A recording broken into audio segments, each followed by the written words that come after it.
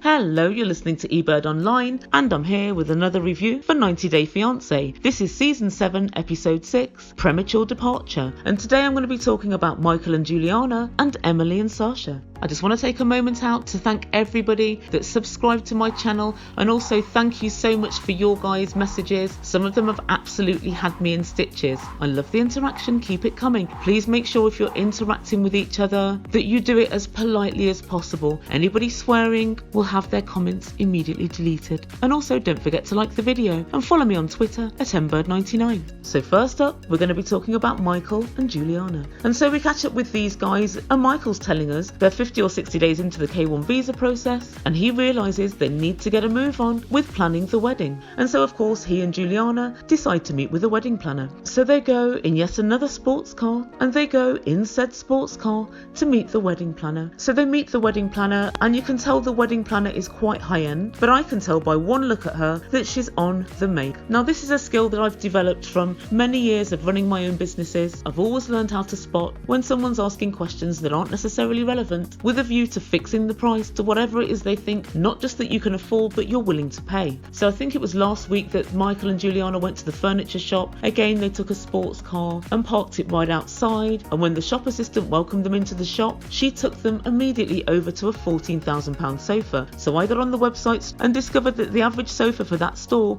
is from about £3 to £5 grand, and that's for the same sort of a big large corner sofa. But she took one look at Micheal and Juliana, saw the age difference, saw the sports car, and she took them past all the $3,000 to $5,000 sofas and took them over to a £14,500 sofa. Why did that happen? Because she was trying to test what would he spend, and can she push him to the absolute upper limit. And this is exactly the same.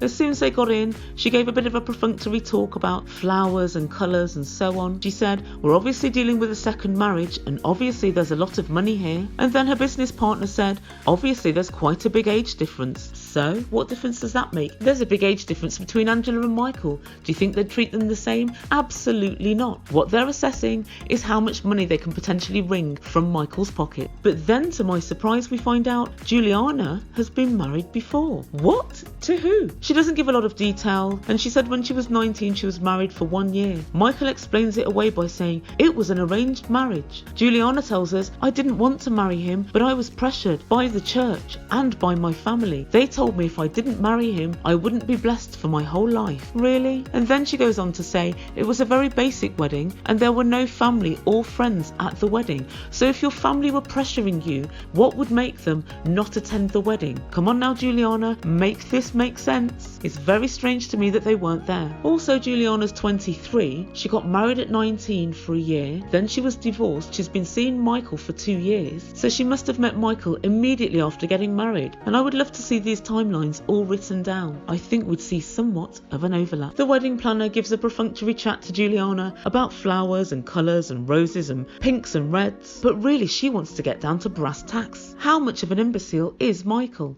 And she tells him because they're having to do the wedding in a rush, it's going to be very difficult for them to get a country club or anywhere for them to get married. Somehow, I don't think it is. America's full of venues. Wedding planner, that's your job. Find one. But of course, that's not what the wedding planner wants, and she suggests them having it at Michael's home. And Micheal says, yeah, that sounds like a plan. He's imagining, I'll save a bit of money. Micheal, no you won't, because this wedding planner will use the money you didn't spend on a venue to line her own pockets further. And she asks about budget, and she starts out by saying lots of Greenwich weddings are $250,000. And all the time she's saying this, she's watching Micheal intently, and she's trying to work out, are his eyes going to flicker? And then she said, let me go over the costs with you and we'll see what you think. And she said, our fees will be around £10,000. Wedding planner for 10 grand. You can at least find me a few venues to look at. Then Micheal tells her there's going to be 40 to 50 people, mainly from his side, but 2 or 3 from Juliana. 2 or 3? Oh God, we'll come to that later. Catering will be around £15,000. Rentals, which I'm assuming she means tables and chairs and maybe a marquee, are going to be around 12 grand. And so the whole wedding will be around £50,000 to £100,000. Okay, so 10k fees. Catering, 15. That's 25. 5. Rentals, 12. That's 37. And so she said it's going to be 50 to 100. So what's going to be from 13 to another 63 grand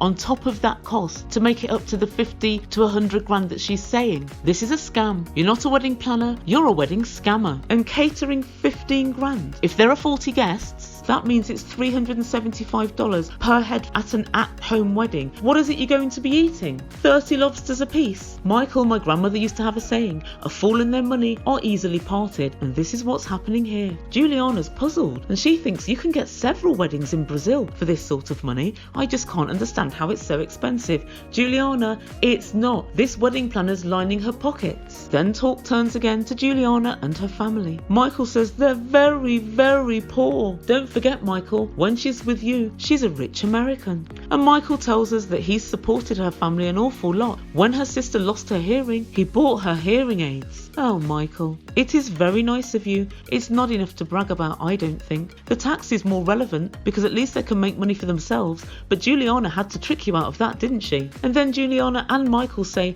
the reason that none of her family are coming over for the wedding is because it might make them jealous. They might look at opulent flowers and decide those flowers could have bought us a week's groceries. Those flowers would have bought 6 months' groceries by the sounds of things. And Micheal says it's going to make him feel guilty if they're around a lot of opulence, and they're going to want more and more from Micheal, and he doesn't want them to just think of him as some rich guy ready to send all his money over to them. Micheal, it's not just Brazilians that think this is a very expensive wedding for what it is. Donald Trump would attend that wedding and consider it an ostentatious rip-off. But one thing's for sure, this wedding's certainly going to cost a lot more than it should. And next time we catch up with Juliana and Micheal, they're in the new house. Sarah pops round to bring some dog food. Why, Sarah? Why do you need to bring around dog food? Is Amazon Prime not in America? And Michael's saying it's difficult for us to get an officiant for this wedding. We've rang a couple of people, but they're not available. If you're paying £10,000 for this wedding fraudster, she should find the officiant. That's her job. That's what you're paying her for. Micheal, get a backbone and get a clue. Sarah then offers that she would be the officiant. If they're backed into a corner, they're not backed into a corner, Sarah. You've no need to offer. Juliana feels weird about this, and she doesn't want Sarah in her wedding photos. I've got a feeling that Sarah will produce these wedding photos, and she's going to make herself a watermark behind each and every photo. But Micheal tells us that he was happy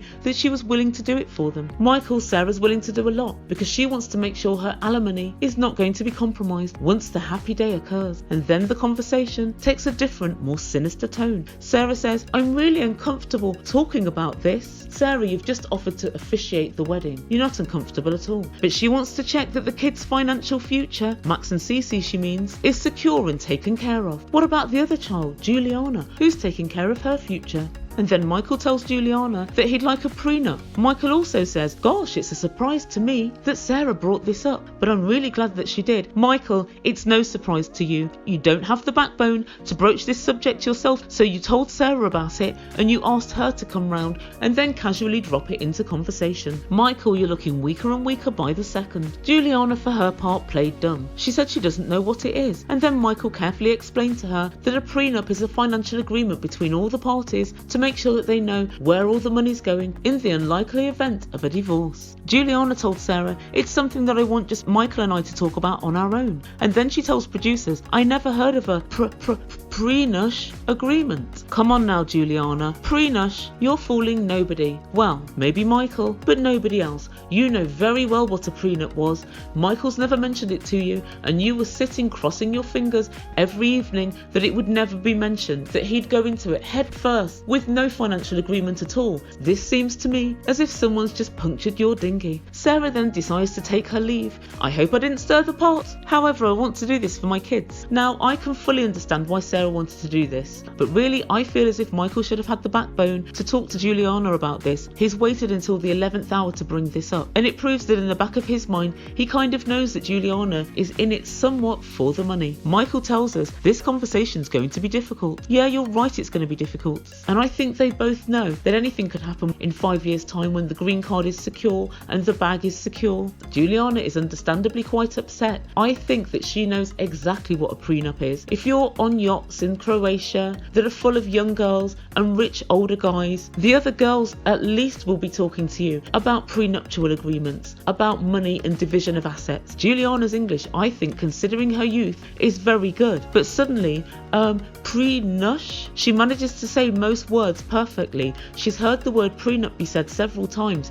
but she still manages somehow to mispronounce it. Juliana, you know very well it's a prenup, and you've been thinking about this day in, day out for the last 60 days at least. And Micheal's saying Juliana didn't really understand it. Juliana did understand it because her face went from a smile and laughing and joking to looking very worried. And even when she was talking to Micheal and saying, you need to explain this to me because I didn't know that this was even going to happen. So which one is it? You need the concept to be explained to you, or you need to explain why suddenly is a prenup being brought to the table? You can tell she understands what it is because she's unhappy about it, and she's fidgeting as she talks, and her face tells me everything she's thinking. Oh shoot, the gig is up, and I thought I could get divorced in a few years and take a big slice. Now that looks like not happening. I'm going to have to put a different plan in place. That's what I read from this scenario. Do you think that Juliana knows what a prenup is? Do you think Micheal's sneaky in the way that this was introduced to Juliana? Let me know what you think in comments down below. And last but definitely not least, Emily and Sasha.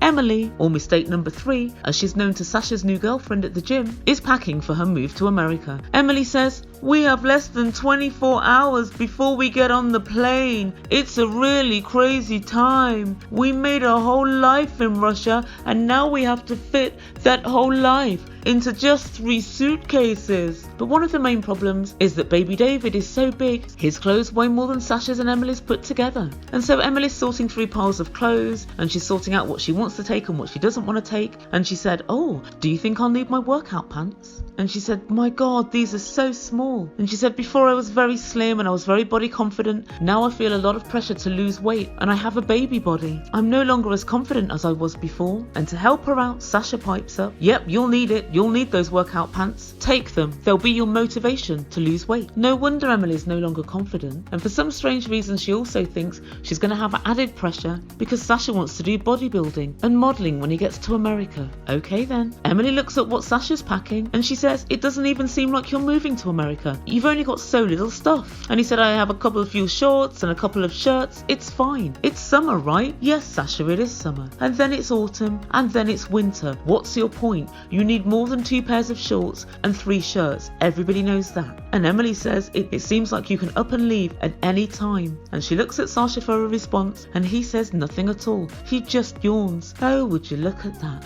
Sasha's bored by Emily already. Sasha packs like he's going for a weekend in the Hamptons. Maybe he is, with his new girlfriend. Who knows? Sasha tells Emily he wants to buy new clothes in America. Of course he does. How else will he attract an American woman? And I think to myself, how do you think you're getting the money? Emily's worrying now, saying, you're going to have to look after the baby, and I'm going to have to go and get a job immediately, and I'm going to have to get us somewhere to live. Where's all the extra money that Sasha should have been earning when he was working his 18 hours a day at the gym? Emily, questions need to be asked. And then Emily says to producers, Sasha's barely packing anything. It makes me very worried and nervous. I just don't know if he's fully committed to this family. I don't know if he's all in. Emily, you've had a baby with him. Now is not the time to ask that question. He's going to America with you. And back in the flat, Emily asks Sasha, are you nervous? And he says, of what? And she said, well, meeting my family, my sister, my mum, everybody. Are you worried about having to meet up with them? And to the producers, Sasha says, Emily's really worrying about her family, and I'm not nervous at all. I don't really care.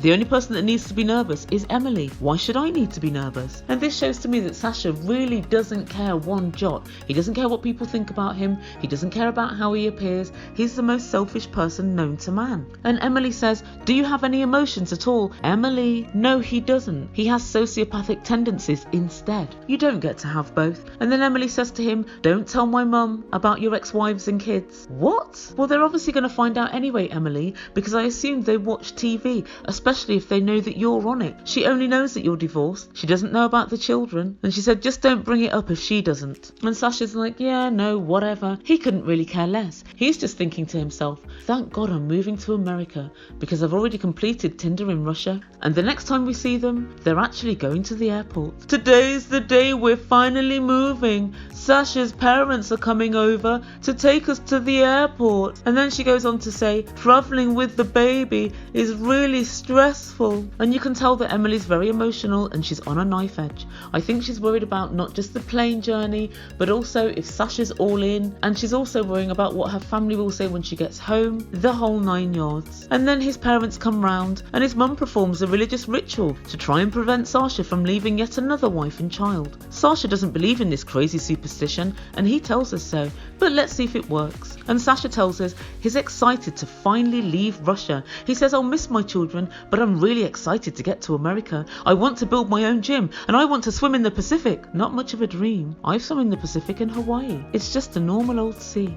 Or maybe he means he wants to swim across the Pacific. If he does, I'd certainly encourage that. It's only 5,600 miles from, well, let's say Hawaii. Hawaii to Australia is 5,600 miles. I think get training, Sasha, and give it a go. And then Emily's worrying, saying that she's got to find a job and get a place, and she hopes that her family will accept Sasha and give him a chance. I don't know if they'll get a chance to give him a chance, because I'll think he'll be on his toes straight away. And she has a lot of emotions that day, and Sasha, well, he had to comfort her. She burst into tears and he put his arms around her and gave her a perfunctory tap. And she said, that's why I love Sasha. He's my rock. Really? As in, dumb as her. And they drive to the airport. Sasha's mum remarks that Emily has a lot of emotions. And she said, I think she just got completely overwhelmed because she was so desperate to get to America and see her family. And she was really emotional and she couldn't stop crying. And at the airport, in a rare break from form, Sasha manages to squeeze out a few tears. He breaks down crying and has to be comforted by his dad. Maybe he is actually human.